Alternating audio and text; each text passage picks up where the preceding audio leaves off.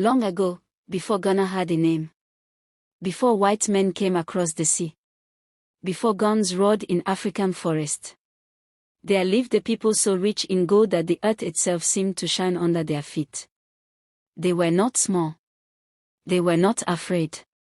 They were not ordinary. They were the Ashanti. Deep inside the thick forest of West Africa, in the land we now call Ghana, lived many small groups of Akan people. They were farmers, hunters, gold diggers. Each village had its own chief. Each chief had his own law. But they were not united. And because they were not united, they were weak. Then one day, two great men rose among them. One was a brave king named Osei Tutu.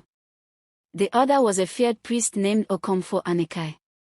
Together, they dreamed of something bigger. They dreamed of a nation.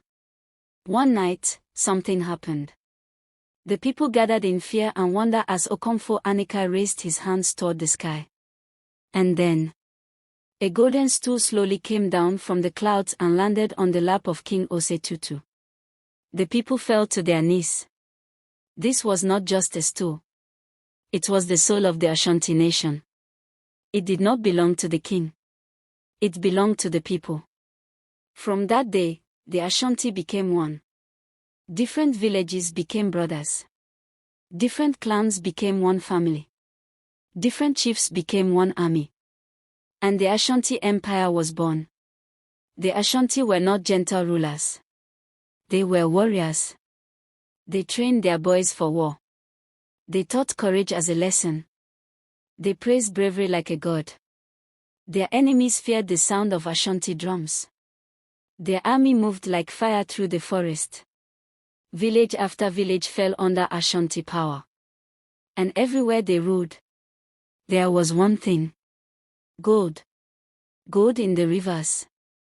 Gold in the ground. Gold in the king's palace. Foreign traders came from far lands to buy Ashanti gold. But no one came to rule. Because the Ashanti did not bow. At the heart of the empire stood Kumasi, a city of kings. Here, the king sat on a carved throne. Not on the golden stool. Because that was sacred. His chiefs sat around him. Not as slaves. But as counsel. The Ashanti king had power, yes. But he also had limits.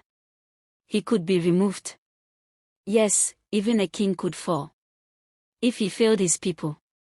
Then one day, strange men came from across the sea. White men. The British. At first, they came to trade. Then later, they came to rule. They brought paper with laws written in English. They brought guns that fired faster than spears. They brought hunger for power. And they met a people that would not kneel. The Ashanti fought. War after war. Blood after blood. The forest burned with gunfire. By the year 1900, the Ashanti king had been sent away. Their lands were burning. Their pride was broken. Then, the British made one mistake. They asked for the golden stool. The soul of the Ashanti people. The chiefs were silent. The men were afraid. Then one woman stood up. Her name was Asantewa. She spoke with fire in her voice. If you, the men, will not fight, then we, the women, will. And war rose once again. Mothers became soldiers. Elders led armies. Women carried bullets. Though she lost, she became immortal. The British won the war. Kumasi fell. The king went into exile. The empire was broken. But the people were not.